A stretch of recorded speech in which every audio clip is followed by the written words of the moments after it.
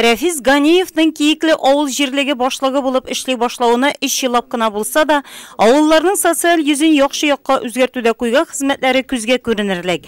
Шул еллар эчендә президент һәм дәүләт программалары ярдәмендә балалар бакчасы, полиция участогы, юллар төзелгән, урамнарга өлешчә яктырткычлар куелган, авыл эчендәге күлләр чистартылган. Бүгенге көндә җирлектә эш-крестьян фермер хуҗалыгы уңышлы эшләп килә. 741 шәхси ярдәмче хуҗалыкны үстерүдә зур эшләр башкарыла. Ташламалы кредиттан файдаланучылар саны да артып тора. Авыл булгач, халык булгач, аның проблемасыз тормый инде ул. Безнең авыл җирлегендә дә әле бик күп эшләр эшләнәсе бар. Мәдәният йортларыбызга кул тидермәгән, юлларыбызны да конца эшләп бетерәсебез бар. Әзрәк матурайту өлешендә дә эшлисебез бар авылның, чөнки безнең Киекле авылы аша региональ трасса үтә. Авыл җирлеге составына 3 Киекле Кизләү үрнәк авыллары керә. Шуларда 2000-гә якын кеше яши. Бу шул кадәр үк халыкның мәнфәгате, зары, гызыры дигән сүз.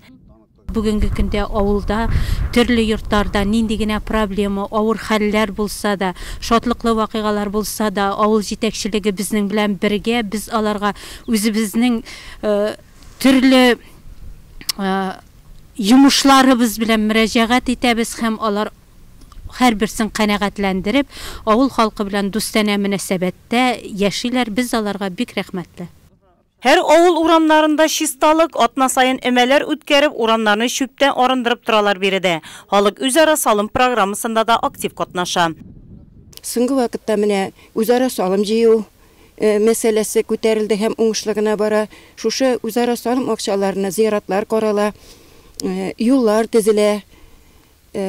Бусы бер мәсьәлә булса, икенчесе авылдагы яшь специалистлар дик миндә аларны шуларга төрле программалар белән йортлар төзү алып барыла. Менә 2 елга 1-2 йорт төзелеп авылның йөзен матурайта инде бу йортлар. Җирлек башлыгы һәр вакыт халык белән бергә, шулай эшләгәндә генә алар сине аңлый һәм якынрак буласың ди Рәфис Ганиев. Әлеге һөнәр һәр вакыт яңалыклардан хәбәрдар булуны да сорый, чөнки законнар, икътисади шартлар үзгәреп тора. Авыл җирлеге башлыгы авылда яшәүче иң гади кешеләр белән тыгыз элемтәдә торып эшләсә, аның эше уңачак. Авыл кешесе бит инде ул нәрсәдер сорыйм әле диеп, җитәкче җанга килеп басырга күнекмәгән.